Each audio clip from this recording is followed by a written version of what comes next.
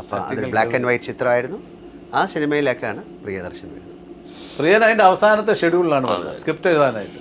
അതുവരെ അവിടെ നമ്മുടെ കോഫി ഹൗസിൽ ഇരുന്ന് നമ്മളെയൊക്കെ ചീത്ത പറയാം, നിവന്മാർക്ക് എന്ത് സിനിമ അറിയാം, ഇവന്മാർ എന്തുണ്ടാക്കും, മറ്റേ ഞങ്ങൾ പല തെറിയാണ് സത്യസന്ധമായ കാര്യമാണ് കാര്യം. പക്ഷെ അതൊരു അറ്റംപ്റ്റ് ആയിരുന്നു. ചിലപ്പോൾ അങ്ങനെ ചെയ്തില്ലായിരുന്നെങ്കിൽ അങ്ങനെ സിനിമ ഉണ്ടാവില്ല. ഡെസ്റ്റൈൻ ആയിരുന്നു. അതൊരു എന്താ പറയുക, ഇന്ന് ഞങ്ങൾ ഈ 3 പേര് ഇവിടെ ഇരിക്കുന്നതിൻ്റെ തുടക്കം എന്തൊക്കെ പറഞ്ഞാലും അത് തന്നെയായിരുന്നു. അങ്ങനൊരു സംഭവം ഉണ്ടായതും അതിനകത്ത് പെടാൻ കഴിഞ്ഞതും അതിൽ കൂടെ സിനിമ അത് എന്താ പറയുക, മദ്രാസ് സിനിമ വേൾഡ്, അന്ന് മദ്രാശിയാണല്ലോ സിനിമയുടെ സ്ഥലം, അവിടേക്ക് എത്തിപ്പെടാൻ സഹായിച്ചത് ഈ ഒരു സിനിമയാണ്.